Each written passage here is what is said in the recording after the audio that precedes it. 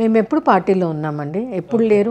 అంటే కనిపించే వాళ్ళకి కనిపిస్తున్నాము, కనిపించని వాళ్ళకి కనిపించట్లేదు, అంతే. వాళ్ళు ఎందుకు కనిపిస్తున్నారు, మీరు ఎందుకు కనిపిస్తలేరు? అది వాళ్ళనే అడగాలి. చాలా అంటే ఎవరికైతే మేము కనిపిస్తలేము వాళ్ళని అడగాలి. చాలా కుట్రలు కుతంత్రాలు ఇవన్నీ చాలా ఎక్కువ ఉన్నాయి. సో వీటన్నిటికీ దూరంగా ఉన్నాం మేము. పార్టీ మాకే బాధ్యత ఇస్తే ఆ బాధ్యత చేస్తూనే ఉన్నాము, పార్టీలో ఉన్నాము. ఇప్పటికీ 10 సంవత్సరాలు అయింది మేము పార్టీలోనే ఉన్నాము, పార్టీలో యాక్టివ్గా పనిచేస్తూనే ఉన్నాము. ఈ రోజు కూడా ఎలక్షన్ డ్యూటీ, ఎలక్షన్ ఇన్ఛార్జ్లు ఇస్తున్నారు, మేము చేస్తూనే ఉన్నాం. కాకపోతే కొంతమంది ఉన్నారు పార్టీలో ఎవరైతే మేము రావడాన్ని తట్టుకోలేరు, మహిళలు వస్తే ఇంకా మా పాత్ర ఉండదేమో అని భయంతో ఉన్న వాళ్ళు మమ్మల్ని పార్టీకి దూరంగా ఉన్నారని ఒక ప్రచారం చేస్తున్నారు. కానీ మేము పార్టీలోనే ఉన్నాం ఇప్పటికీ కూడా, ఈ రోజు కూడా, ఈ క్షణానికి. ఇన్నేళ్ల తన రాజకీయ జీవితంలో ఎటువంటి వివాదాలకు తావివ్వకుండా ఎదిగిన నేతల్లో కావచ్చు, నాయకురాలలో మీ పేరు కూడా ప్రధానంగా వినిపిస్తుంది. అటువంటి మీరు కూడా కుట్రలు కుతంత్రాలకు గురవుతున్నారా అంటే ఇది నమ్మసక్యమేనా మ్యామ్? నమ్మాలి, తప్పకుండా నమ్మాలి. నేను దేనికి అతీతం కాదు. నేను ఒక ఆఫీసర్ భార్యని, కానీ నేను కూడా ఒక మామూలు మహిళ ఎదుర్కొంటున్న అన్ని కష్టాలను నేను కూడా ఈ రోజుకి ఎదుర్కొంటున్నాను. అంటే ఇందులో చాలా బాధాకరమైన విషయం ఏంటంటే, మహిళలము మేమందరం పార్టీలో ఉన్న వాళ్ళము పార్టీకి ఇంకో ఇతర పార్టీ వాళ్ళని మేము వ్యతిరేకించడము, ఆ పార్టీ గురించి మాట్లాడడం తక్కువయ్యి మా పార్టీ వాళ్ళతోటే కొట్లాటలు పెట్టుకోవడంలో ఇందులోనే బిజీగా ఉన్నాం అనమాట. అంటే మా పోరాటం మా వాళ్ళతోటే, బయటి వాళ్ళతో కాదు, మా పార్టీలోనే మా వాళ్ళతో మేము ఇంకా పోరాటం చేస్తూనే ఉన్నాం. మహిళల్ని స్టిల్ ఏ పార్టీలోనండి, మా పార్టీలో కూడా, బీజేపీ పార్టీలో ఒక సెకండ్ సిటిజన్గా భావిస్తారు. ఈ రోజుకి కూడా మీరు స్టేజ్లో చూడండి, 10 మంది మొగాళ్ళు ఉంటారు, ఎక్కడో ఒక్క మహిళ ఉంటుంది. సో కారణం ఏమేమి ఉంటుంది మ్యామ్? కారణం ఏంటంటే బీజేపీకి మహిళలు పాలిటిక్స్లో రావడం పెద్ద ఇష్టం లేదండి. మోదీ గారు చాలా గొప్ప వ్యక్తి, ఆయనకు మహిళా ఎంపవర్మెంట్ చేయాలి, మహిళలు రావాలి అని అంటారు. కానీ ఆయన ఒక్కరు అనుకున్న వల్ల ఇది సాధ్యం కాదు. అది కింది స్థాయికి వచ్చేసరికి ఇంకా ఇంప్లిమెంటేషన్ లేదు, అసలు ఇంప్లిమెంటేషన్ లేదు. ఇంకా చెప్తున్నాను కదా, ఈ రోజుకి కూడా పోరాటం చేస్తూనే ఉన్నాం మేము, ఈ రోజుకి కూడా, నిన్నటి వరకు కూడా. కానీ పట్టించుకోరు, ఎంత చెప్పినా కానీ పట్టించుకోరు. కానీ మేము చాలా కష్టపడ్డాం పార్టీకి, మేము అందరం కష్టపడ్డాం. నేను ఒక ఆఫీసర్ భార్య అయ్యిండి కూడా ఎన్నో ఉద్యమాలు చేసి జైల్లోకి వెళ్ళాను నేను కూడా అందరితో పాటుగా. ఎందుకు మరి మాకేంటి ఇన్స్పిరేషన్? ఎడ్యుకేషన్ లో మీ వంతు పాత్ర ఉందా అంటే? తప్పకుండా అండి. పార్టీ టీఆర్ఎస్ అధికారం ఉన్నప్పుడు ఎన్నో పోరాటాలు చేసాం మేము, ఎన్నో ధర్నాలు చేసాం, ఎన్నిసార్లు అరెస్ట్ అయ్యాం. నేను పర్సనల్లీ అరెస్ట్ అయితే పోలీస్ వాళ్ళకు కూడా చాలా ఇబ్బందికరంగా అయితే కూడా ఒక స్థాయిలో ఏమైందంటే మా పార్టీ వాళ్ళే చెప్పారు, మీరు ఉద్యమం చేయండి కానీ, మీరు ఫైట్ చేయండి కానీ అరెస్ట్ అవ్వకండి, మాకు ఇబ్బంది అవుతుంది మిమ్మల్ని అలా చూసి అని. అంటే ఆ స్థాయి వరకు పని చేసాం పార్టీకి. ఇంకా అంతకంటే ఇంకా ఏంటి నిదర్శనం? అరెస్ట్ అవ్వడం అనేదే పెద్ద ఇష్యూ. ఎవరు కూడా నా ప్లేస్లో ఉండే ఒక ఆఫీసర్ భార్య ఉండి అరెస్ట్ అయ్యి పోలీస్ స్టేషన్కి వెళ్ళాలని అనుకోదు. కానీ మాకేంటి ఇన్స్పిరేషన్ అంటే మా సనాతన ధర్మము మోదీ గారు. ఆయన ఒక కారణ జన్ముడు అండి, ఆయన సామాన్య వ్యక్తి కాదు. మనం అట్లా అనుకోవద్దు. అంటే మీరు ఏం చెప్తారు అంటే, ఈ రోజుకి ఇన్ని అవమానాలు ఉన్నా కూడా కేవలం మీరు మోడీ గారి సిద్ధాంతాలను నమ్మే పార్టీలో ఉన్నారు తప్ప వేరే ఏం కాదండి. ఓన్లీ మోదీ గారు. ఎందుకంటే ప్రతి యుగానికి, ప్రతి టైంకి ఒక మహానుభావుడు జన్మిస్తారు. గౌతమ్ బుద్ధ, శంకరాచార్య, అలాంటిది ఈ కాలానికి ఉన్న వ్యక్తి మోదీ గారు, నరేంద్ర మోదీ గారు. ఆయన కారణ జన్ముడు. పార్టీలో ఉన్న తప్పులన్నీ చెప్తూనే నరేంద్ర మోడీ గారిని ఆకాశాన్ని ఎత్తేస్తున్నారు. ఎందుకు ఆ వ్యక్తి అంటే అంత ఇష్టం మీకు? ఎందుకంటే ఆయన కారణం జన్ముడు. ఇప్పుడే చెప్పాను కదా, ఆయన లేకపోతే భారతదేశం లేదండి. రేపు భారతదేశాన్ని గురుస్థానంలో పెట్టేది కేవలం నరేంద్ర మోదీ గారే. ఆయన ఒక్కడే, ఆయన ఒక యోగిలాగా పనిచేస్తున్నాడు ఈ దేశాన్ని.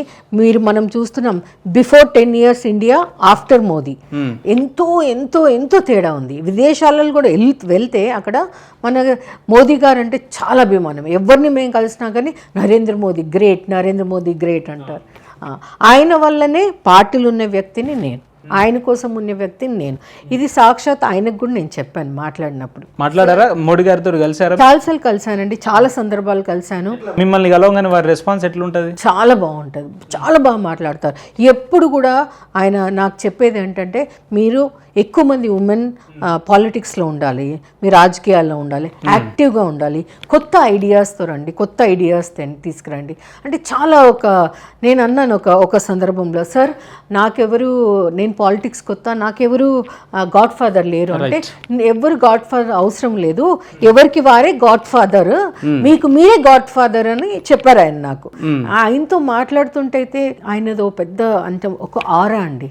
నరేంద్ర మోదీ గారితో ఎవరు కలిసినా కానీ ఆరాలు వెళ్ళిపోతాం. మ్యామ్, మీరు ఇందాక మోదీ గారిని కలిసిన తర్వాత మేము చాలా ఇన్స్పైర్ అవుతాం, లేదంటే వారు మమ్మల్ని చాలా మోటివ్ చేస్తారని అన్నారు కదా. అవును. ఏదైతే మోడీ గారి దగ్గర మీకు కలిసినప్పుడు మీకు ఉన్న ప్రాధాన్యత ఇతర నాయకులను కలిసినప్పుడు ఉండట్లేదు బీజేపీలో, ముఖ్యంగా మహిళల విషయంలో అసలే ఉండట్లేదు అని అంటే ఏం చెప్తారు మ్యామ్? అంటే అది కొంతవరకు నిజమే.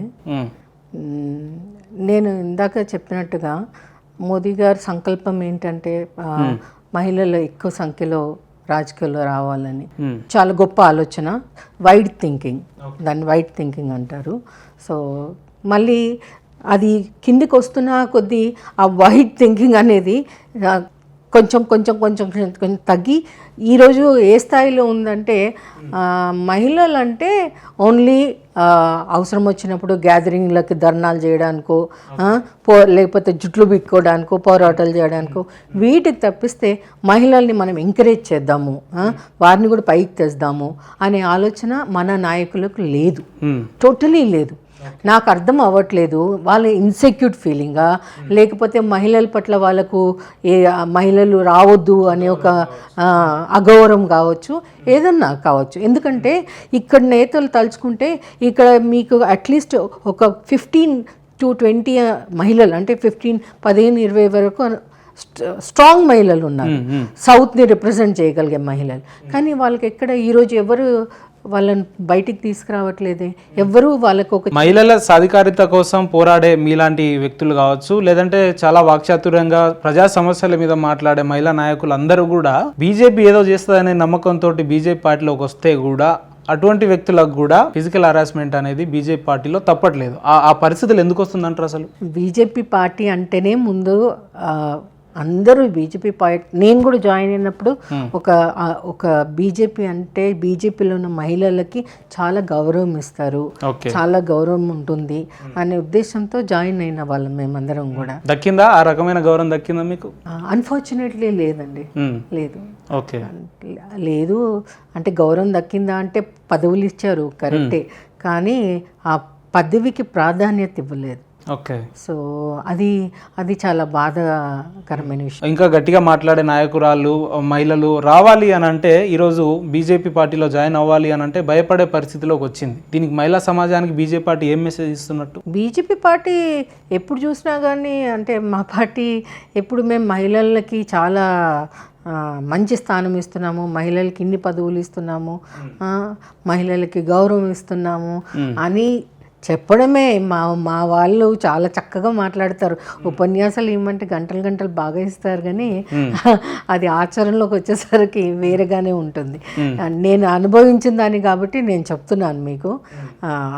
చాలా ఎందుకు మ్యామ్ మరి ఇన్ని అవమానాలు, ఇన్ని అవహేళనలు తీసుకుంటూ కూడా ఇప్పటి వరకు అదే పార్టీలో ఉండాల్సిన అవసరం ఏముంది? మీరు వేరే పార్టీలోకి వెళ్తే అన్ని రకమైన వసతులు సౌకర్యాలు ఉంటాయి కదా, మరి ఎందుకు ఇంకా బీజేపీలోనే కంటిన్యూ అవుతున్నారు? నేను నమ్మిన సిద్ధాంతం గురించి. ఏం సిద్ధాంతం? హిందుత్వానికి బీజేపీకి ఏం సంబంధం మేడం? ఎందుకంటే ఈ మన కంట్రీని సేవ్ చేసేది బీజేపీ, ఆర్ఎస్ఎస్, బీజేపీ. ఆర్ఎస్ఎస్ వాళ్ళ త్యాగాలు, వాళ్ళ ఐడియాలజీ కానీ వాళ్ళ కోసమే, అంటే వాళ్ళు దేశానికి చేసిన త్యాగాలు కానీ సేవ కానీ ఏదన్నా అనుకోండి, దానివల్ల ఈరోజు నేను చాలా, అంటే హిందుత్వం చాలా నమ్ముతాను నేను. నాలాంటి వాళ్ళు అందుకే వచ్చారు, ఇప్పటికీ ఉన్నారు పార్టీలో. వాళ్ళు ఎన్నో అవమానాలు భరిస్తూ కూడా పార్టీలోనే ఉన్నారు, ఎస్పెషలీ మహిళలు. నా క్వశ్చన్ అదే మేడం, హిందుత్వానికి బీజేపీ అనేది ఒక పొలిటికల్ పార్టీ, ప్రజలకు సర్వ్ చేయడానికి వచ్చిన పార్టీ. దానికి ఇప్పుడు అట్లా కాదంటే, ఇప్పుడు భారతదేశంలో లౌకిక దేశం అని మనమే మాట్లాడుకుంటాం, ఇందులో ముస్లిమ్స్, క్రిస్టియన్స్, వేరే ఇతర మతాలు అందరూ ఉంటారు కదా. అండ్ పర్టికులర్లీ ఎందుకు హిందుత్వాన్ని ఎజెండాగా తీసుకొని బీజేపీ ముందుకు వెళ్తుంది అంటే ఇతర మతస్థులు బీజేపీకి అవసరం లేదన్నట్ట. అట్లా ఏం అనలేదే. ఉమ్, ప్రతి మతానికి బీజేపీ గౌరవం ఇచ్చింది. ఉమ్, కాకపోతే హిందూ దేశం మనది, హిందూ కంట్రీ. మనకని మన హిందువులను ఎలా కొడుతున్నారు, మన హిందూయిజంని ఎలా పాతి పెడుతున్నారు. రేపు మన పిల్లలకి మనం చెప్పేది ఏంటి? రేపు రాబోయేది మళ్ళీ వేరే మతం పార్టీ అయితే మరి హిందుత్వం అజెండా ఎవరు తీసుకుంటారు? హిందుత్వం గురించి పని ఎవరు చేస్తారు? మరి ఈ రోజు కూడా పిల్లల పుస్తకాలలో అప్పటి మొఘల్ కింగ్, బ్రిటిషర్ల గురించి ఉంది కానీ హిందుత్వ గురించి లేదు. సో నేను అంటే నా పర్సనల్ ఫీలింగ్ ఏంటంటే రేపు వచ్చే భావి తరాలకి హిందుత్వం గురించి తెలియాలి, మన సనాతన ధర్మం గురించి తెలియాలి. హిందుత్వం గురించి చెప్పడానికి కేవలం ఒక బీజేపీ పార్టీ ఉందా? అంటే బీజేపీ రాకముందు కూడా చాలా మంది ఈ దేశంలో హిందువులు ఉన్నారు కదా. యాజ్ అ మ్యాన్ నేను కూడా ఒక హిందువునే, కానీ పర్టికులర్గా బీజేపీ చెప్తేనే వినాలి అనేది ఎక్కడా లేదు కదా. బీజేపీ వినేలాగా చెప్పింది, ఓకే, ప్రజలు నమ్మేలాగా చెప్పింది, పాటించింది. దీనికి ఒక్కరు చేస్తే కాదండి, ఎన్నో త్యాగాలు చేశారు కాబట్టి ఈ రోజు మనకు ఇప్పుడు స్వతంత్రం గురించి చాలా మంది పోరాడారు. వాళ్ళందరూ త్యాగాలు చేశారు కాబట్టి ఈరోజు మనకు ఫ్రీడమ్ వచ్చింది. ఆ బీజేపీది కూడా అట్లాగే, ఆర్ఎస్ఎస్ ఎన్నో త్యాగాలు చేసింది, బాగా పోరాడింది కాబట్టి ఈరోజు మనకు హిందూయిజం అనేది, మనం ఈరోజు హిందూయిజం గురించి, సనాతన ధర్మం గురించి మనం ఇంత ఓపెన్గా మాట్లాడుకుంటున్నాం. లేకపోతే మన గుళ్ళను నాశనం చేశారు, మన వేదాలను నాశనం చేశారు, ఇవన్నిటినీ నాశనం చేశారు, అన్నీ దోచుకుపోయారు, ఏమీ లేదు ఈరోజు. ఎందుకు? ఎవరు చేశారు? ఈరోజు మీరు గ్రేట్గా మాట్లాడుతున్నారు, మేమే ఫ్లైట్లు ఇన్వెంట్ చేసాము, మేమే లైట్లు ఇన్వెంట్ చేసాము. ఇవన్నీ ఎక్కడి నుంచి తీసుకెళ్లారు? మన దగ్గర నుంచే, మన వేదాస్ నుంచే వాళ్ళు దొంగలించి అక్కడ పోయి వాళ్ళు చేసుకున్నారు. బ్రిటిషర్లు కానివ్వండి, మీరు ముస్లింలు కానివ్వండి, ఎవరైనా కానివ్వండి. రైట్ మ్యామ్, ఇప్పుడున్న పరిస్థితులను బట్టి చూసుకుంటే యంగెస్ట్ జనరేషన్లో ప్రపంచమే ఆధునికంగా తయారైన ఈ సమాజంలో ఎప్పుడో 90sలో లేదంటే మన తాతల ముత్తాతల కాలం నాటి హిందుత్వాన్ని ఇప్పటి వరకు ఇంప్లిమెంటేషన్ చేయడం అనేది ఇది వర్కౌట్ అయ్యే అంశమేనా? అసలు తప్పకుండా వర్కౌట్ అవుతుంది. దేనికన్నా ఒక టైం అనేది రావాలి. ఆ టైం వచ్చింది, ఆ మనిషి వచ్చాడు, అందుకే సాధ్యం. ఆ టైం ఏంటంటే ఇది బీజేపీ టైం. బీజేపీ మా పవర్లో ఉండడం టైం. ఆ మనిషి ఎవరంటే నరేంద్ర మోదీ. ఈ రెండు జరిగాయి కాబట్టి తప్పకుండా ఇప్పుడంతా మనది హిందూ మన దేశాన్ని రేపు గురు స్థానంలో నిలబెట్టబోయే మనిషి నరేంద్ర మోదీ గారు. BJP party, RSS. అంటే ఇప్పుడున్న పరిస్థితులను బట్టి చూస్తే సైంటిఫిక్గా కూడా దేశం చాలా ముందుకు వెళ్తుంది కదా. ఏదైతే మనం ఇదివరకే చూసుకున్న నాసా విషయంలో కావచ్చు, ఇతర కేంద్ర సంస్థలలో సైంటిఫిక్గా కూడా ముందుకు వెళ్తున్నప్పుడు దాన్ని ఎందుకు ప్రొజెక్ట్ చేస్తలేదు బీజేపీ? ఎంతసేపు ఎందుకు సనాతన ధర్మాన్ని ముందుకు తీసుకొస్తుంది? అంటే ప్రతి దానికి మీరు సైంటిఫిక్గా చూస్తే కూడా సనాతన ధర్మంకే లింక్ అయి ఉంటుంది. ఇప్పుడు ఈ రోజు ఇవన్నీ ప్రయోగాలు జరుగుతున్నాయంటే ఎవరి వల్ల జరుగుతున్నాయి? ఓకే, ఎవరు ఇవన్నీ ప్రయోగాలు చేయిస్తున్నారు? దాని వెనకాల ఎవరున్నారు? ఏ మనిషి బ్రెయిన్ ఉంది? మీరు ఆలోచించండి. కేవలం మన ప్రధానమంత్రి, ఆయన ఆలోచన వల్లనే ఇన్ని సైంటిఫిక్ థింగ్స్ బయటకు వచ్చాయి, ఇన్ని ప్రయోగాలు జరుగుతున్నాయి. ఇంతకుముందు జరగలేదు. ఎందుకు? కాంగ్రెస్ హయాంలో జరగలేదు ఇవన్నీ కూడా. ఇప్పుడు టెస్టులు, న్యూక్లియర్ టెస్టులు ఏమన్నా కానీ అవన్నీ బయటకు వస్తున్నాయి. దేనివల్ల? నరేంద్ర మోదీ గవర్నమెంట్ వల్ల. మ్యామ్, మీ మెడలో ఆ కంకణం దేనికి సంకేతం మ్యామ్? ఇదా? హిందుత్వం. అంటే హిందువులు అయితేనే అది వేసుకోవాలి, ఇతరులు వేసుకోవద్దని ఏమన్నా? అది మన పర్సనల్ నమ్మకం అండి. ఇది నా అది వేసుకోవడం వల్ల మీకు ఏమొస్తుందని? అది వేసుకోవడం వల్ల ఏమొస్తుంది అనే కంటే నేను నా ధర్మంలో నేను నమ్ముతాను. అందుకని ధర్మానికి సూచిక రుద్రాక్షలు, శివుడికి సూచిక రుద్రాక్షం, ధర్మానికి సూచిక రుద్రాక్షం. అందుకే నేను రుద్రాక్షం. మీ ఉద్దేశంలో దేవుడు ఉన్నాడు అంటారా? అసలు ఎందుకు లేడండి? దేవుడు ఉన్నాడు. ఓకే, ఉన్నాడు. దేవుడు ఎక్కడెక్కడ ఏ ప్రదేశాలలో ఉంటాడంటే ఏం చెప్తారు? ఎక్కడ లేడు, ఇప్పుడు ఇక్కడ కూడా ఉన్నాడు. ఎక్కడైనా అన్ని చోట్ల దేవుడు ఉన్నాడు. అప్పుడు మీరు ఏదైనా తీసుకోండి, అన్నిట్లో ఈ రోజు ప్రూవ్ కూడా అయింది దేవుడు ఉన్నాడని. దేవుడు ప్రతి చోట ఉంటారంటారు, అంతేనా మీరు? ప్రతి చోట. అయితే మ్యామ్, నేను ఒక ఉస్మాన్ యూనివర్సిటీలో ఒక పిహెచ్డి చదువుతున్న ఒక స్కాలర్ని అడిగితే ఆయన ఒక మాట అన్నాడు. ఏమన్నాడంటే, దేవుడు అనేవాడు ప్రతి చోట గనక ఉంటే నా భార్య స్నానం చేసే ప్రదేశంలో ఉండొద్దని నేను దేవునికి చెప్తా, లేదా నా బిడ్డ స్నానం చేసే ప్రదేశంలో ఉండొద్దని నేను చెప్తా, వ్యక్తిగత విషయాలలో దేవుడు చూడొద్దని చెప్తా అని చెప్పి మాట్లాడుతున్నాడు. మరి దీనికి మీ సమాధానం? ఆయన మూర్ఖత్వం అది, ఆ మాట్లాడే వాళ్ళ మూర్ఖత్వం. కానీ దేవుడు ఎక్కడ లేడండి, దేవుడు ప్రతి చోట ఉన్నాడు. మనం పీల్చే గాలి మనం చూడలేము, అలాగే దేవుడు కనిపించే వాళ్ళకి కనిపిస్తాడు, కనిపించని వాళ్ళకి నమ్మిన వాళ్ళకి కనిపిస్తాడు, అంతే. నమ్మని వాళ్ళకి కనిపించాడు. మూర్ఖులే ఇలాంటివి నమ్ముతారు. ఎవరు మూర్ఖులు? నాస్తికులా లేదంటే దేవుళ్ళు ఉన్న వాళ్ళని చెప్పే హిందువులా? అంటే నాస్తికులండి. దేవుడు ఉన్నాడు, ఎందుకు లేడు? దేవుడు ఉన్నాడు, ప్రతి చోట దేవుడు ఉన్నాడు.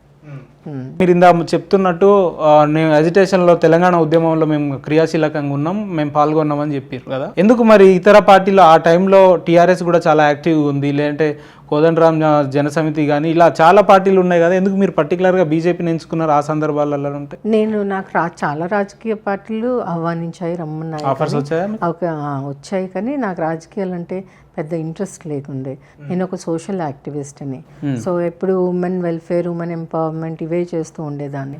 సో ఆ టైంలో నాకు మోదీ గారు అప్పుడే కొత్తగా అంటే ఫోకస్ అవుతూ ఉన్నారు. అండ్ నేను ఆయనను చూసి కొంచెం ఇన్స్పైర్ అయ్యాను బాగా. ఇంకోటి మీ కిందకు చెప్పినట్టుగా భారతీయ జనతా పార్టీలో మహిళలకి చాలా గౌరవం ఉంటుంది, వేరే పార్టీలో అది ఉండదు అని ఒక దీన్ని నమ్మి నేను బీజేపీలో జాయిన్ అవ్వడం జరిగింది. అప్పుడు వెంకయ్య నాయుడు గారు నన్ను ఆహ్వానించారు బీజేపీలో జాయిన్ కమ్మని.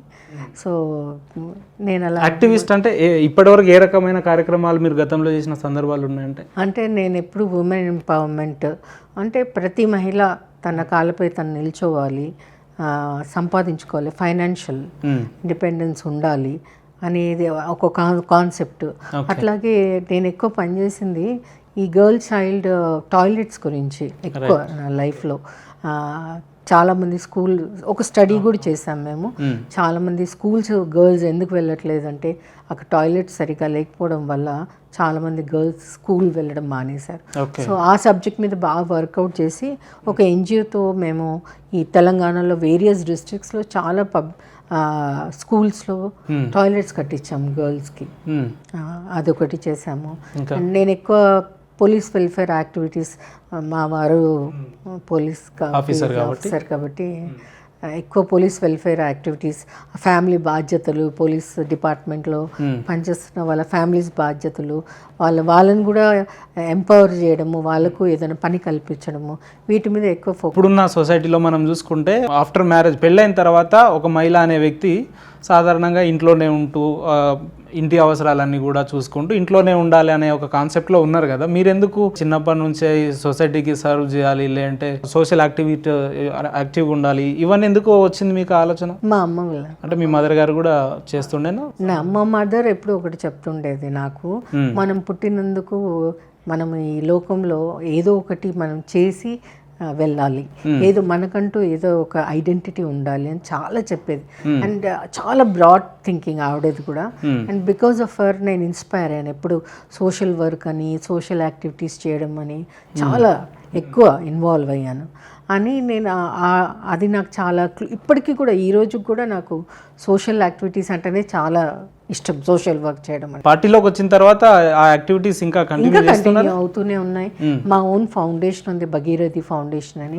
ఆ ఫౌండేషన్ కింద చాలా స్కూల్స్ని ఉమెన్స్ గర్ల్స్ ఎడ్యుకేషన్ని, ఇప్పుడు మా ఆర్ఎస్ఎస్ది కూడా ఒక స్కూల్ ఉంది, అక్కడ గర్ల్స్ ఎడ్యుకేషన్ కానివ్వండి, ఇవన్నీ మేము మా సొసైటీ ద్వారా చూసుకుంటున్నాం. ఆర్ఎస్ఎస్కి బీజేపీకి ఏంటి సంబంధం అంటే ఏం చెప్తారు? ఒక తండ్రికి కొడుకున్న సంబంధం ఆర్ఎస్ఎస్కి బీజేపీకి, అంతే. బీజేపీ ఆర్ఎస్ఎస్ భావజాలపైనే బీజేపీ నడుస్తుంది, అంతే. అది ఇతర మతస్థులకు కొంచెం ఇబ్బందికరంగా ఉండే అంశాలన్నీ కూడా ఆర్ఎస్ఎస్ లో ఉంటాయి కాబట్టి బీజేపీ పార్టీ అనేది అందరినీ కలుపుకొని వెళ్లే పరిస్థితులు ఉండవని చెప్తుంటారు కదా. ఈ రోజు మీరు చూడండి, బీజేపీ అందరినీ కలుపుకొని వెళ్తుంది. ఇప్పుడు ఎవరిని మేము వదలలేదు. ఎందుకు మేము తెలంగాణలో ఉన్న బీజేపీ నాయకులంతా కూడా ఏ సభలు సమావేశాల మీద మాట్లాడినా ప్రధానంగా ముస్లింలను టార్గెట్ చేస్తూ ఎందుకు మాట్లాడుతుంటారు? అంటే ముస్లింలను టార్గెట్ చేసి ఎప్పుడు మాట్లాడారండి? గవర్నమెంట్ టార్గెట్ చేసి మాట్లాడతారు కానీ మాట్లాడలేదా? ముస్లింలను ఇదే కేంద్ర మంత్రి అమిత్ షా గారు మన గతంలో చేవేళ్లలో జరిగిన సభల్లో మాట్లాడుతూ బీజేపీ తెలంగాణలో అధికారంలోకి వస్తే ముస్లింలకు ఉన్న 4% రిజర్వేషన్ కూడా మేము తీసేస్తామని చెప్పి, ఇది ఉద్దేశపూర్వకంగా అన్నట్టే కదా. మరి అట్లా అంటే ట్రిపుల్ తలాక్ ఏంటండి? మరి ట్రిపుల్ తలాక్ ఎంత పెద్ద విషయం అది, ఆడవాళ్ళకి ఎంత పెద్ద వరం అది. ఎవరు చేసిండ్రు ట్రిపుల్ తలాక్? నరేంద్ర మోదీ గారే కదా. మరి మరి మీరు ఎలా అంటారు ముస్లింలను మేము టార్గెట్ చేస్తున్నామని?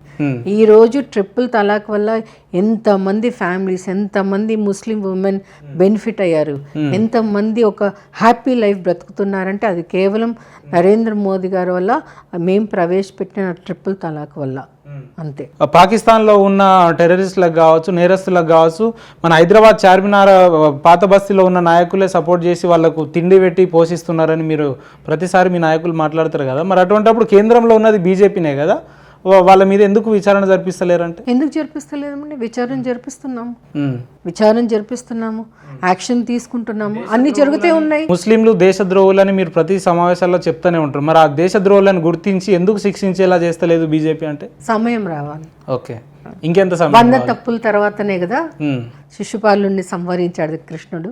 సో వీళ్ళ 100 తప్పులు ఇంకా రావాలి కదా, అవుతూనే జరుగుతుంది, ఆ పని కూడా జరుగుతుంది.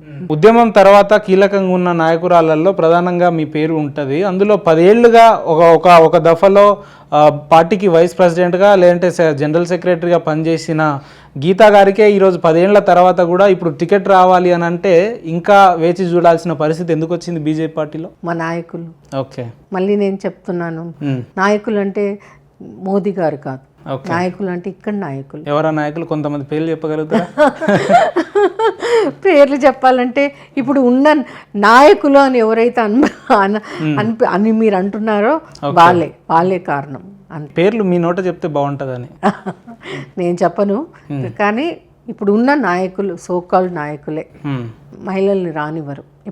మీరు ఇప్పుడు కాదు, ఇంకో 10 సంవత్సరాల తర్వాత కూడా మహిళలకి ఇదే. ప్రజల్లో ఉన్న ఒక అపోహ ఏంటంటే నిన్నటి వరకు పార్టీ నాశనం కోసం పనిచేసిన నాయకులు అపోజిషన్లో ఉండి బీజేపీ పార్టీ నాశనం కోసం పనిచేసిన నాయకులు ఈరోజు పార్టీలోకి వస్తే అటువంటి వ్యక్తులకు టికెట్లు ఇస్తున్నప్పుడు మీలాంటి వ్యక్తులు ధర్మాన్ని నమ్ముకొని 10 ఏళ్లుగా 15 ఏళ్లుగా పార్టీలో ఉండి సేవలు చేస్తున్న వారికి మిమ్మల్ని ఎందుకు ప్రయారిటీ ఇస్తలేరు? వాళ్ళని మొదటి స్థానంలో ఎందుకు పెడుతున్నారు అంటే దీనికి పార్టీ, నేషనల్ పార్టీ ఆలోచన ఏంటంటే మేము ఇంటి సభ్యులం లాంటి వాళ్ళం. మేము వాళ్ళు బయట నుంచి వచ్చిన చుట్టాలు. సో మనం చుట్టాలకు ముందు గౌరవం ఇస్తాం కదా, ఇంటి సభ్యుల గురించి తర్వాత ఆలోచిస్తాము. సో వాళ్ళు మాకు చుట్టాలండి. సో చుట్టాలకు ఎలా మేము సత్కారాలు చేయాలో అలా వాళ్ళకు కూడా సత్కారాలు చేస్తున్నాము. కానీ అదే చుట్టాలు మళ్ళీ తర్వాత అని చెప్పి ఇంటి వాళ్ళు తినకుండా అయితే ఉండరు కదా, వేచి చూడాలి అంతే. అంటే టైం కోసం వేచి చూడాలి. చెప్పలేము. ఇంకా పోరాటం చేస్తున్నాము మేము, ఇంకా మా ఇంటర్నల్ పార్టీ వాళ్ళతోటి పోరాటాలు చేస్తాం. గత కొన్ని రోజులుగా గీతా గారు ఒక పార్లమెంట్ని ఎన్నుకొని ఆ పార్లమెంట్ నుంచి పోటీ చేయాలని పూర్తిగా సీరియస్గా సంసిద్ధమైన మాట వాస్తవం కదా? వాస్తవం. ఏ పార్లమెంట్ నియోజకవర్గం నుంచి? అంటే మీ ఇమాజినేషన్ ఏ పార్లమెంట్ నుంచి అనుకున్నారు మీరు? అనుకోవడంలో తప్పలేదు కదా. నేను అడిగాను 3 పార్లమెంట్ సెగ్మెంట్లు అడిగాను. ఓకే, ఏంటంటే మేము నిజామాబాద్, జైరాబాద్, మెదక్ అడిగాను. కానీ నాకు ఇవ్వలేదు వాళ్ళు. సరే, నమ్మకం ఉందా? పని లేదు, ఇవ్వరు. అడిగామని మీరే అంటున్నారు, ఇవ్వరు అని అంత క్లారిటీకి ఎట్లా చెప్పగలుగుతున్నారు? మీ ప్రయత్నం మీరు ప్రయత్నించాలి కదా. నేను ఇందాకే చెప్పాను, మేము పార్టీలో పోరాటాలు చేస్తున్నాము. మాదేం కేక్ వాక్ కాదు, పార్టీ వాళ్ళతోటే పోరాటం చేస్తున్నాం. బయటి వాళ్ళతో తర్వాత విషయం, మేము ఇంటర్నల్ పోరాటం చేస్తున్నాం. ఇంతమంది అన్ని పార్టీలో ఉన్నట్టు బీజేపీలో కూడా కుమ్ములాటలు ఉంటాయంటారా? అన్ని పార్టీల కంటే ఎక్కువ. మరి ఇవన్నీ భరించుకుంటా మీకు ఉండాల్సిన అవసరం లేదని మీకు ఎప్పుడు అనిపించలేదా? ఎప్పుడు అనిపించలేదు మాకు అలాంటి. ఎప్పుడైనా ఆ థాట్ వచ్చిన గీతా గారికి ఎందుకు టికెట్ రావట్లేదు అంటే వాళ్ళు అనుకున్నంత స్థాయిలో మరి ఆర్థిక వనరులు ఇవ్వలేకపోతున్నారనా, లేదంటే ఎట్లా మీకు టికెట్ రాకపోవడానికి కొన్ని కారణాలు అయితే ఉంటాయి కదా, అవి ఏంటంటున్నా? టికెట్కి రాకపోవడానికి కారణాలు వాళ్ళ సొంత అజెండాలు వాళ్ళకు ఉంటాయండి. ఆ అజెండాలు మనం ఫిట్ కాము. మేము నమ్ముకుంది పార్టీని. పార్టీ మాకు తల్లి లాంటిది. పార్టీకి అన్ని విషయాలు తెలుసని పార్టీకి వదిలేసాము. కానీ పార్టీ చూసుకుంటుంది అని అనుకున్నాము. కానీ ప్రతిసారి మాకు అన్యాయమే జరిగింది. నాకే కాదు, చాలా మందికి అన్యాయం జరిగింది. అంటే నాకు చాలా బాధతో చెప్తున్నాను. ఇంకా కాంగ్రెస్, టీఆర్ఎస్ ఇవి బెటర్ ఏమో. మహిళలకు అక్కడ కొంచెం గౌరవం అని ఉంది. కానీ మా పార్టీలోనే అది కొంచెం నాయకులు నేర్చుకోవాల్సిన విషయం. ఇంకా నేర్చుకుంటారనే నమ్మకం ఉందా మీకు? లేదు, నమ్మకం లేదు. నేర్చుకోరు, ఉమ్. నేర్చుకోరు. వీళ్ళు మారేవాళ్ళు కాదు. ఓకే. వీళ్ళకి ఏంటంటే విమెన్ అంటే మరి పార్టీలో జరుగుతున్న పరిస్థితుల గురించి కేంద్ర హైకమాండ్కి ఎప్పుడు ఫిర్యాదు చేసే ప్రయత్నం చేయలేదా మీరు? చేశాను, చాలా సందర్భాల్లో చేశాను. ప్రధానమంత్రికి చెప్పాను, ప్రధానమంత్రి నోటీస్ కూడా తీసుకొచ్చాను. ఓకే. కానీ వాళ్ళు ఏంటంటే మనము గట్టిగా మాట్లాడకూడదు, ఏ విషయం పైన మాట్లాడొద్దు, ఎంత అణిగి ఉంటే అంత బాగా, అంటే ఆ సిద్ధాంతాల మీద ఉన్నారు వాళ్ళు. ఇన్ని రోజులుగా ఈ అంశాలన్నీ బయట పెట్టని ఎడ్ల గీత గారు ఈ రోజు ఎందుకు చెప్తున్నారు అంటే టికెట్ ఇవ్వలేదనే ఒక మనోవేదనతోటే ఇవన్నీ వస్తున్న మాటలా? ఎట్లా? మనోవేదన తప్పకుండా ఉంటుంది. ఎందుకంటే పార్టీని నమ్ముకున్నాం కాబట్టి ఈరోజు పార్టీ మాకేం చేయలేదు అనేది ఒక మనోవేదన అయితే ఉంది. కానీ మనోవేదన ఉంది అని తల్లిని అయితే వదులుకోం కదా. తల్లి మనం తిట్టింది అని తల్లిని అయితే వదులుకోం కదా. సో నాకు పార్టీ అట్లాంటిది అనమాట. నాకు ఎప్పుడు పార్టీ నుంచి బయటికి వెళ్ళాలి అని అనిపించినప్పుడు నరేంద్ర మోదీ గారిది పిక్చర్ నా ముందు వస్తుంది, అంతే. నేను అక్కడికి ఆగిపోతాను, అంతే. మా ఆర్ఎస్ఎస్ వాళ్ళ చేసిన త్యాగాలు ముందుకు వస్తాయి.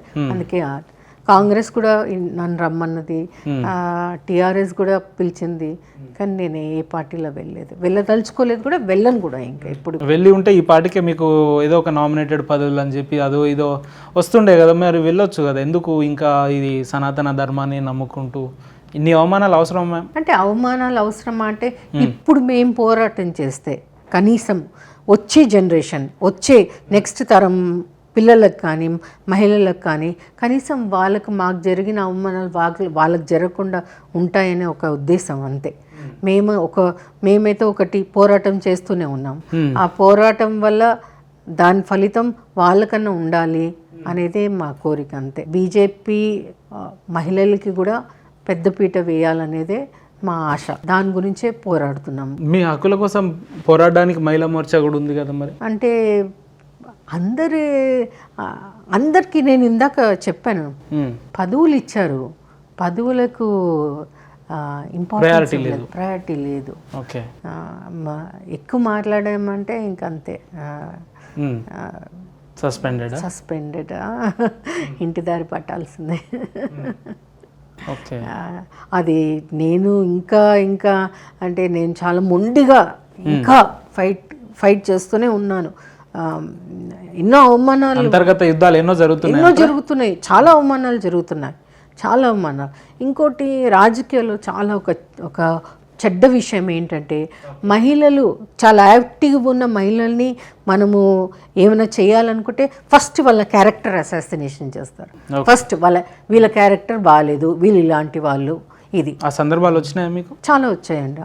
అట్లాంటి సందర్భాలు కూడా వచ్చాయి. అటువంటి పరిస్థితులు చూసినప్పుడల్లా మీకు కొంచెం బాధ కలిగించే అంశాలు ఏముండవు? నేను బాధపడను, పోరాటం చేస్తాను.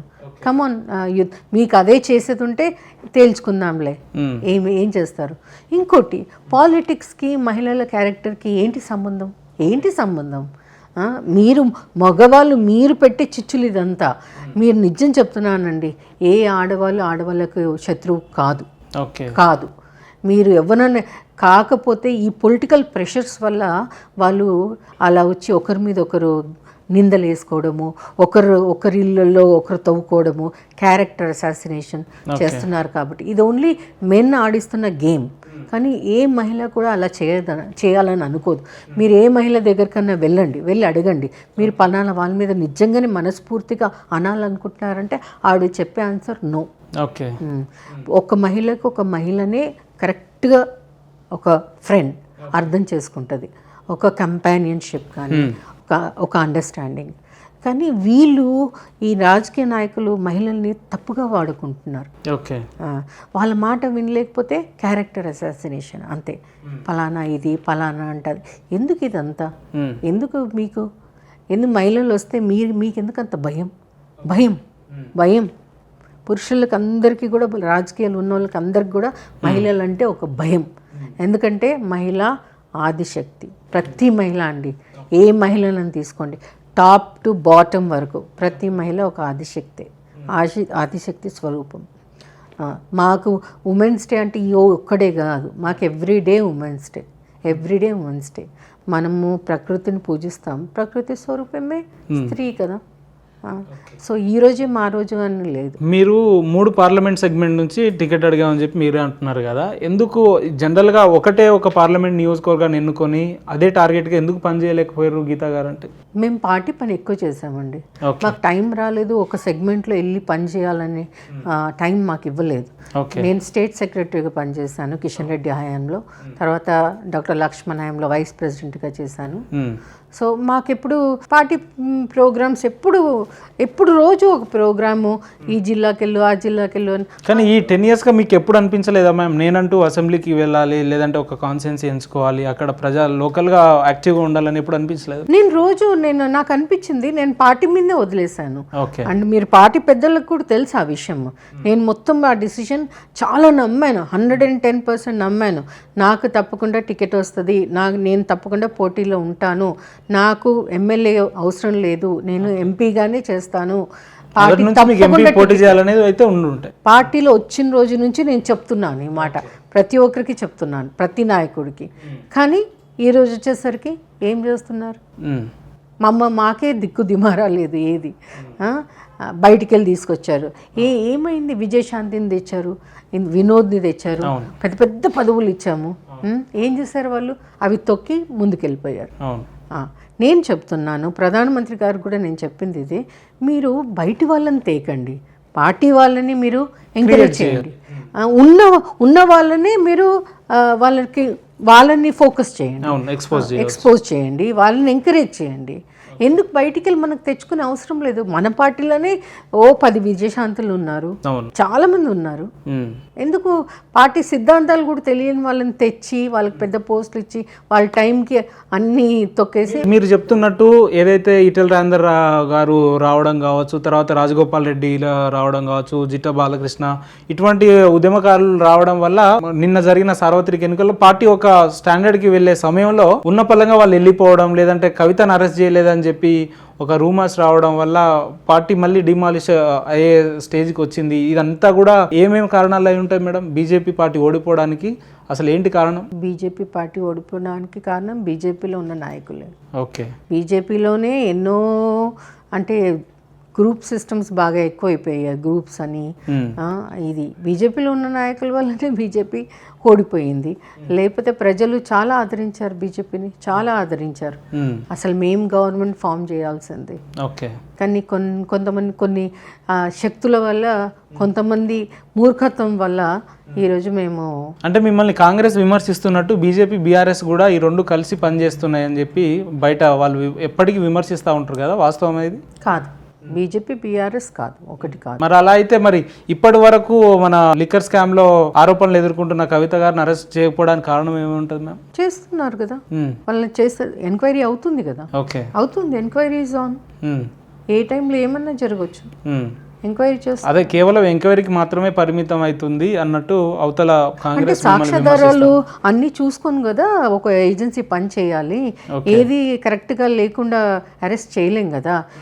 ఈ ప్రజలు ఇది ఎక్కువ, అందట్లో ఇది బాగా ఎక్కువైంది. ఇది కూడా ఒకటి నేను క్లారిఫై చేయాలనుకుంటున్నాను. కవితను ఎందుకు అరెస్ట్ చేయలేదు, అలాంటి 10 కవితలు ఉన్నారు, అందరి మీద ఎంక్వైరీ నడుస్తుంది. టైం టు టైం అందరినీ అరెస్ట్ చేస్తూనే ఉన్నారు కదా. అందరినీ గంపగుత్తలాగా చేసేందుకు ఇది ఒక సంస్థ కదా. ఆ సంస్థకి ఎన్నో ఆధారాలు, రూల్స్ ఉంటాయి.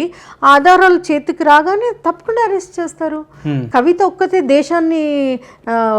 ఒక్కతే దేశంలో ఉన్న క్రిమినల్ కాదు కదా, ఇంకెంతో మంది ఉన్నారు. అన్నీ నడుస్తున్నాయి, ప్రోగ్రెస్ అవుతున్నాయి, అన్ని లైన్లో వస్తాయి. అందరూ పోవాల్సిన చోటుకి వెళ్తారు తప్పకుండా. ఎవరు తప్పులు చేస్తారో వాళ్ళు వెళ్ళాల్సిన. మీరు నిర్వహించిన సార్వత్రిక ఎన్నికల్లో బీజేపీ నిర్వహించిన ప్రతి సభలలో బీజేపీ అధికారంలోకి వస్తుంది అని మీ నాయకులు మాట్లాడారు, కానీ తీరా ఇక్కడ చూస్తే కనీసం 10ల సంఖ్యలో కూడా సీట్లు రాలేదు కదా. మరి నేను చెప్పాను కదండి, నేను ప్రజలను ఎప్పుడు తప్పు పట్టాను. ఓకే. నాయకులు, కొంతమంది నాయకులు, ఇప్పటికైనా హైకమాండ్ ఈ నాయకులను మారిస్తే పార్టీ బలోపేతం అయ్యే అవకాశం ఉందా తెలంగాణలో? తప్పకుండా మార్పు అవసరం, అనివార్యం. మార్పు రావాలి. మార్పు అవసరం అనే చెప్పి కదా యాత్రలు ఎన్నో వేల కిలోమీటర్లు పాదయాత్ర చేసిన బండి సంజయ్ గారిని కాదని చెప్పి కిషన్ రెడ్డి గారికి ఇస్తే పార్టీ అధికారంలోకి వస్తుందనే వారికి ఇచ్చారు కదా. మరి ఆయనను అపాయింట్ చేసిన సేమ్ రిజల్ట్ ఉంది కదా. మరి అక్కడ కూడా మార్పు అవసరమా? అవసరమా? అవసరమేమో, అక్కడ కూడా మార్పు అవసరమేమో. బీజేపీ ప్రస్తుతం ఉన్న బీజేపీ చాలా యూత్ బీజేపీలో ఉన్నారండి. ఓకే.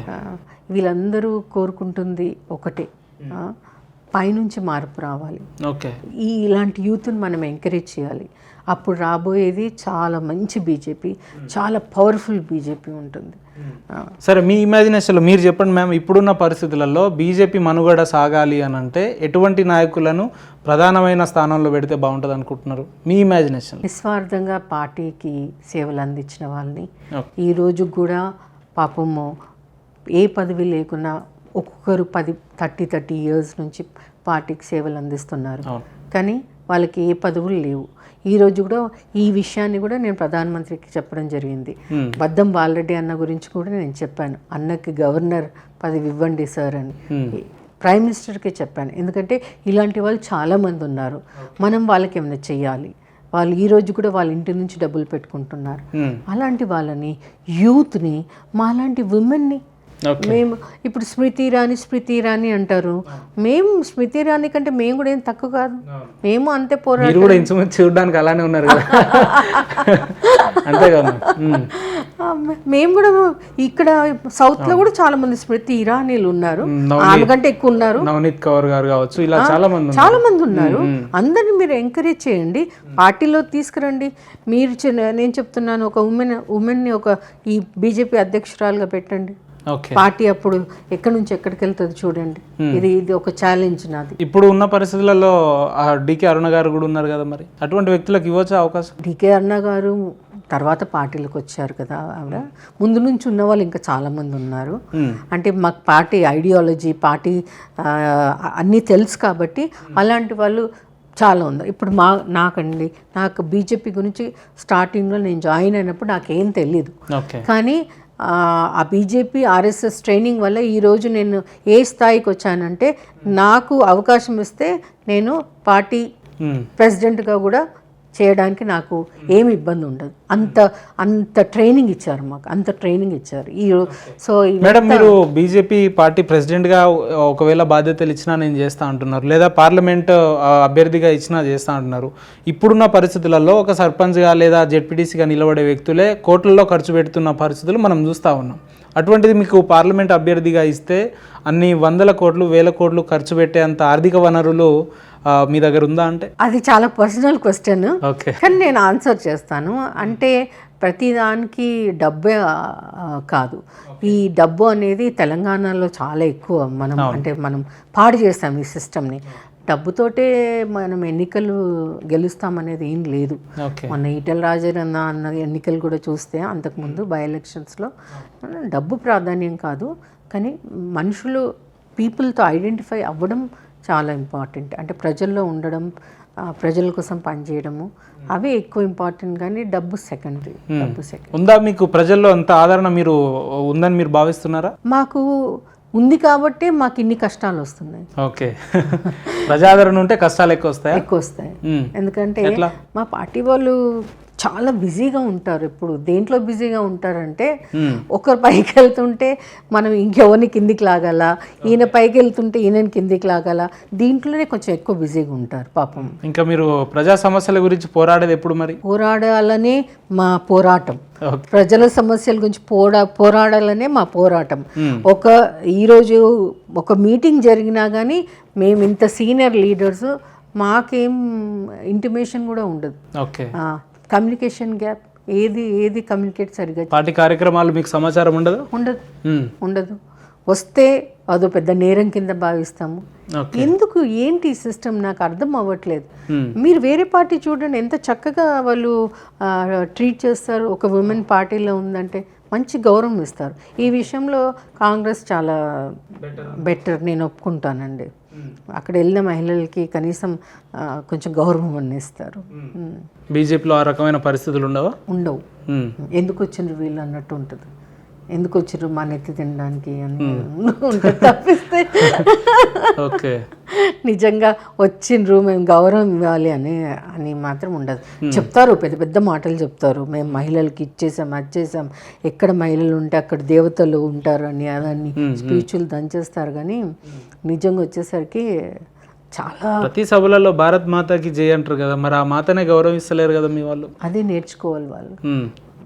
వాళ్ళకి వీళ్ళకి ముందు మనము అంటే వీళ్ళకి ముందు క్లాసులు తీసుకోవాలన్నమాట. ఆ తర్వాత వేరే వాళ్ళకి వీళ్ళకి నేర్పించాల్సిన అవసరం చాలా ఉంది. మారాలండి, మారాలి. ఆ మార్పు బీజేపీలో వస్తే పార్టీ మనుగడ ఉంటుందంటారా? తప్పకుండా. ఎన్ని రోజులకు ఉండబోతుంది ఈ మార్పు అంటే? ఎప్పుడైతే మా హైకమాండ్ కళ్ళు తెరుస్తుందో అప్పుడు అవుతుంది. ఎందుకు మేడం మీ హైకమాండ్ నుంచి ప్రతి సభలు సమావేశాలు ఇక్కడ నుంచే పెడుతున్నప్పుడు అన్ని తెలంగాణ మీద ఫోకస్ చేస్తున్నప్పుడు క్యాడర్ మీద ఎందుకు హైకమాండ్ ఫోకస్ చేయలేకపోతుందంటే? అంటే క్యాడర్ ఎట్లా వస్తుంది? క్యాడర్ నాయకులు ఉంటే క్యాడర్ ఉంటుంది, క్యాడర్ ఉంటే నాయకులు ఉంటారు. అట్లా ఇక్కడ ఏమైందంటే నాయకులు లేరు, క్యాడర్ ఉంది, నాయకులు లేరు. Okay, BJP. సరే, మీ ఉద్దేశంలో ఇప్పుడు జరుగుతున్న పార్లమెంట్ ఎన్నికల్లో బీజేపీకి ప్రజలు ఆదరించే అవకాశాలు ఉందనుకుంటున్నారా? ఉండాలని నేను కోరుకుంటున్నాను. ఉందనుకుంటున్నారా అని చెప్పి ఉండాలని కోరుకుంటున్నాను. చాలా యాక్టివ్ గా ఆన్సర్ ఇస్తున్నారు. అట్లా కాదు, ఉందనుకుంటున్నారా అని. నేను ఉండాలనే కోరుకుంటున్నాను, అందులోనే నా ఆన్సర్ ఉంది. ఓకే, ఉండాలనే కోరుకుంటున్నాను. ఉండాలంటే ఏం చేయాలి? ఇప్పుడు చేసేది ఏం లేదు. ఓకే, ముందు చేయాల్సింది ఇప్పుడు చేసేది. పరిస్థితులు చేయి దాటిపోయినంటారా? చేయి దాటిపోయాయి, చేసేది పెద్ద ఏం లేదు. ఇప్పుడు ఎంతమంది గెలిచే అవకాశం ఉంది పార్లమెంట్ ఎన్నికల్లో మీ అభ్యర్థులు? గెలిచిన వాళ్ళని చూడాలని నాకుంది. ఎంతమంది గెలుస్తారో నాకు తెలీదు. గెలిస్తే చూడాలని మాత్రం ఒక కళ. స్ట్రైట్ క్వశ్చన్ మ్యామ్, ఇప్పుడు జరుగుతున్న పార్లమెంట్ ఎన్నికల్లో కాంగ్రెస్ని కాదని చెప్పి బీజేపీకి ఎందుకు ఓటేయాలి? స్థానిక ప్రజలు కావచ్చు, దేశ ప్రజలు కావచ్చు అంటే ఏం చెప్తారు మీరు? ఎందుకంటే మన భారతదేశానికి బీజేపీ అవసరం, బీజేపీకి భారతదేశం అవసరం. రేపు భారతదేశాన్ని ఒక గొప్ప స్థానంలో తీసుకెళ్లాలంటే అది భారతీయ జనతా పార్టీ వల్లనే సాధ్యం. అది ఒకటే ఒక మనిషి, నరేంద్ర మోదీ. అయోధ్యలో రామ మందిరాన్ని నిర్మించి ప్రజల ఓట్లను ఈ రామ మందిరానికి జతగట్టి ఓట్ల రూపంలో ఓట్లు తీసుకోవాలని బీజేపీ రాజకీయం చేస్తుంది దేవుని పేరు మీద అని చెప్పి చాలా మంది మాట్లాడుతున్నారు. బీజేపీ ఎప్పుడు దేవుడి పేరు చెప్పుకొని రాజకీయాలు చేయదు. ఎప్పుడు బీజేపీ చేసేదే అది కదా మేడం, మీరు మళ్ళీ ఎట్లా అంటారు? లేదు, చేయదండి. అట్లెందుకు అంటారు? నేను అన్ని చెప్తున్నాను కదా, అట్లా చేయాల్సిన అవసరం మాకు లేదు. దేవుడిని రైట్ మేడం, ఒక ఎగ్జాంపుల్ దేవుడిని పెట్టుకుని రాజకీయాలు చేస్తారు. రైట్, నేను ఇదే అడుగుతున్నా. ఒక ఎగ్జాంపుల్ చెప్తా. ఇప్పుడు టీఆర్ఎస్ పార్టీ సభలు అయితేనేమో జై తెలంగాణ అని వాళ్ళు అంటారు, కాంగ్రెస్ అయితే జై రాహుల్, జై సోనియా గాంధీ అని వాళ్ళు అంటారు. బీజేపీ ఏమంటది మేడం? జై శ్రీరామ్ అంటారు. జై శ్రీరామ్కి బీజేపీకి ఏం సంబంధం మేడం? బీజేపీ జై శ్రీరామ్ కంటే ముందు భారత్ మాతకి జై అంటది. జై శ్రీరామ్ కూడా అంటది. ఎందుకు అంటది అట్లా? అందరూ అంటారు జై శ్రీరామ్ అంటే తప్పేంటి? వేరే పార్టీలు అన్నది మీరే ఎందుకు ఇప్పుడు దీన్ని దేవుళ్లతో రాజకీయం చేస్తున్నట్టు కదా? కాదు, వాళ్ళని కూడా అన్ని అన్నమనండి. కాంగ్రెస్ అనొచ్చు, టిఆర్ఎస్ అనొచ్చు, రాముడు అందరు వాడు. మేము జై శ్రీరామ్ అనే ముందు భారత్ మాతకి జై అంటాము. అంటే ఫస్ట్ ఎవరిని మేము గౌరవిస్తున్నాము? భారత్ మాతని కదా. తర్వాత జై శ్రీరామ్ అంటాము. అందరూ అనొచ్చు, ఎవరన్నా అనొచ్చు, వాళ్ళని కూడా అనమనండి. వాళ్ళు అన్నారు ఎందుకంటే వాళ్ళు అమ్ముడు పోయారు వేరే వాళ్ళకి. బీజేపీ దేవుళ్లతో రాజకీయం చేయదా? చేయదు. మరి అలాంటప్పుడు రామ మందిరాన్ని పూర్తిగా ఆ గుడి నిర్మాణం కాకముందే ఎలక్షన్లు ఇప్పుడు ఇంకో 2 నెలలు ఉన్న నేపథ్యంలో ఇప్పుడు ఎందుకు ఓపెన్ చేయాల్సి వచ్చింది? అంటే అది మొత్తం పూర్తితర మందిరం కావడానికి ఆ ముహూర్తం ఇప్పుడు వచ్చింది కాబట్టి ఇప్పుడు చేస్తారు. కేవలం ముహూర్తం వల్ల, ఎలక్షన్స్ వల్ల కాదు, ఏ రాజకీయం వల్ల కాదు. ఓకే, జస్ట్ ఆ ముహూర్త బలం అంతే. ఆ ముహూర్తంలో స్వామి ప్రతిష్టాపన. నమ్మకం ఉందా మీకు రాబోయే రోజుల్లో కేంద్రంలో బీజేపీ అధికారంలో రాబోతుందని? 100%. ఎట్లా చెప్తున్నారు మ్యామ్? ఎట్లా చెప్పడం ఏంటి? మా పార్టీ బీజేపీ రాకుండా ఇంకే ఏ పార్టీ లేదు. అవతల కాంగ్రెస్ విమర్శిస్తూ 10 ఏళ్లుగా ఈ దేశాన్ని విచ్ఛిన్నం చేసింది బీజేపీ పార్టీ. అన్ని సంస్థలన్నిటిని కూడా ప్రైవేటైజేషన్ చేయడానికి వాళ్ళు సన్నద్ధమవుతున్నారు అని చెప్పి, లేదంటే భారత రాజ్యాంగం మార్చాలని నరేంద్ర మోడీ గారు కుట్ర చేస్తున్నారు అని చెప్పి ఇటువంటి ఎన్నో విమర్శలు ఉన్నాయి కదా బీజేపీ మీద. అవి విమర్శలు, మీరే అంటున్నారు విమర్శలు అని. అవి విమర్శలే కానీ అవి నిజాలు కావని మీరు ప్రూవ్ చేసుకోవాలి కదా. ఎందుకు దాని మీద అసలు అవి నిజాలు కానప్పుడు ప్రూవ్ ఎక్కడ చేస్తారు? నిజాలు కావు అవి. వాళ్ళకి అనాలి. ఇప్పుడు ఒక మంచిది ఏదన్నా ఒక నది ఉంది, నీట్గా ఉంది నది, దాన్ని అల్లకల్లోం చేయాలంటే ఒక చిన్న రాయి అందులో వేయాలి, అప్పుడు అది అటు ఇటు అవుతాయి నీళ్ళు. ఇట్లాగే మేము మంచి పనులు చేస్తున్నాము, ఈ మంచి పనులలో వాళ్ళకు బీజేపీ మీరు చెప్తున్నట్టు మంచి పనులే చేస్తూ ఉంటే పంజాబ్లో రైతులు ఇప్పటి వరకు ఎందుకు మేడం నిరసన వ్యక్తం చేస్తూ ఉన్నారు? అది నిజమైన ఆందోళన కాదు, అది కాంగ్రెస్ చేస్తున్న ఆందోళన పక్కా. కేజ్రీవాల్ చేస్తున్న ఆందోళన, బీజేపీకి కాదు. బీజేపీ రైతులకు ఎంతో చేసింది. మీరే అంటున్నారు ఆందోళన అని, అది ఏం ఆందోళన? కార్లలో మేడం, ఒక బీజేపీ సీనియర్ నాయకురాలుగా మీ గుండెల మీద చేసుకొని చెప్పగలుగుతారా సబ్కా వికాస్ సబ్కా సాత్ అనే ఇదైతే నినాదం ఉందో ఇది పూర్తి స్థాయిలో ఇంప్లిమెంటేషన్ అయ్యింది, దేశ ప్రజలకు లాభపడ్డది బీజేపీ అధికారంలో ఉన్న సమయంలో అని చెప్పగలుగుతారా మీరు? చెప్పగలుగుతాను నేను ధైర్యంగా చెప్పగలుగుతాను. ఎందుకంటే ఈ మోదీ గారు మనకి ఎంత ఈ 10 సంవత్సరాల్లో దేశాన్ని ఎక్కడి నుంచి ఎక్కడ తీసుకెళ్లారో అది మనం ఒకసారి కరెక్ట్గా కూర్చొని ఆలోచిస్తే మనకు అర్థమవుతుంది. ఇది కేవలం ఆ యోగి వల్లనే, అంటే ఆ మహాన్ భావుడు వల్లనే సాధ్యమైంది తప్పిస్తే ఇంకేం లేదు. నరేంద్ర మోడీ లేకపోతే ఈ దేశంలో ఎవరు కూడా ఏం చేయరు అన్నట్టు మాట్లాడుతున్నారు మీరు. అంతే అండి, ఒక కారణ జన్ముడు పుట్టినప్పుడు ఆయన చేతనే అన్ని కార్యాలు జరగాలి కదా. ఓకే, అందుకే నేను అంటున్నాను, ఆయనకేం స్వార్థం లేదు, ఆయనకేం కుటుంబం లేదు, ఆయనకి ఏది లేదు, ఆయనకు డబ్బులు సంపాదించుకోవాలని ఏది ఆశ లేదు, ఏవీ లేవు. ఆయన ఒక యోగి, ఒక కారణ జన్ముడు, అంతే.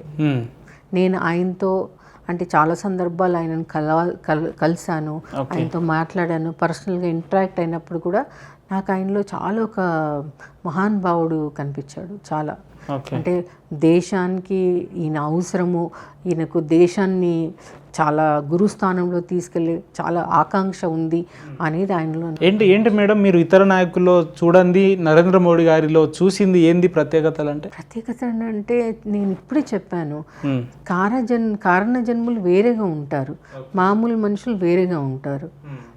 అది నరేంద్ర మోదీ గారు. ఇప్పుడు మూర్ఖులు ఉంటారు, తెలివైన వాళ్ళు ఉంటారు. మూర్ఖులు అన్ని పనులు చేస్తారు, తెలివైన వాళ్ళు ఆలోచించి కొన్ని పనులే చేస్తారు. ఏది ఎప్పుడు చేయాలో ఆ తెలివైన వాళ్ళకే తెలుసు. అలాంటి మనిషి మా నరేంద్ర మోదీ గారు. రైట్. రాబోయే రోజుల్లో ఎడ్ల గీత గారిని పార్లమెంట్ మెంబర్గా ఎప్పుడు చూడబోతున్నారు మీ నిజామాబాద్ ప్రజలంటే? ఎప్పుడు అని నేను చెప్పలేను, కానీ ఇంకా నేను ఒక ఆశతో ఇంకా ఈ పోరాటం చేస్తున్నాను. కానీ నేను అనుకుంటున్న ఒకటే, ఇంకా నా ఈ పోరాటం ఆగాలి, మార్పు రావాలి, పెద్దలు మా మాట వినాలి, మాలాంటి మహిళలను ఎంకరేజ్ చేయాలి. చాలామంది ఉన్నారు, చాలామంది నిజంగా ఈరోజు ప్రతి ఒక్కరు చాలా బాధలో ఉన్నారు. నాకు చెప్పుకునేటప్పుడు చాలా బాధేస్తుంది. నేను ఎన్ని కష్టాలు ఇన్సైడ్ పార్టీ ఎదుర్కోవాల్సి వచ్చిందో అది చాలా బాధాకరం. చాలా ఎవరికి రావద్దు, శత్రువులకు కూడా ఇలాంటి పరిస్థితి రావద్దు. ఏమన్నా అంటే ఈ పదవి ఇచ్చాం ఆ పదవి ఇచ్చాం కాదు, మీరు ఎంతవరకు మీరు ఎంకరేజ్ చేశారు, అది మహిళని ఒక మహిళగా ఎంత మీరు గౌరవించారు, ఏం చేశారు. అంటే మీ ఇంటెన్షన్ ఏంది? ఇప్పుడు పదవి ఇస్తలేరు, సరైన గుర్తింపు పార్టీలో లేదనా, లేదంటే మీకు వ్యక్తిగతంగా ఇంకేమైనా భంగం కలిగించే కార్యక్రమాలు ఉన్నాయా? అంటే రెండు జరిగాయండి. ఓకే, వ్యక్తిగతంగాను నేను దెబ్బతిన్నాను, అండ్ పార్టీ పరంగాను నాకు ఏదైతే రావాలో అది ఇంకా రాలేదు నాకు. అదే ఇప్పుడు ఈ పార్టీలో ఇంకొంతమంది ఉన్నారు, మొన్న రేవంత్ రెడ్డిని కలిసి పార్టీ మారి పార్టీని బ్లాక్మెయిల్ చేసే వాళ్ళు కూడా ఉన్నారు. వాళ్ళకేం లేదు, వాళ్ళకి మంచి చోటు ఉంది ఇంకా. కానీ నిజాయితీతో పార్టీని చాలా చిత్తశుద్ధితో నమ్ముకున్న వాళ్ళకి మాత్రం ఏమీ లేదు. వాళ్ళందరూ ఈరోజు నన్ను అంటున్నారు, మీరు పోరాటం చేస్తున్నారు, మేము మీ వెనకాల ఉన్నాము, ఎక్కడో దగ్గర మాకు న్యాయం చేయండి అని చాలామంది వేచి చూస్తున్నారు. సో ఆ న్యాయం కోసం మేము కూడా ఎదురు చూస్తున్నాం.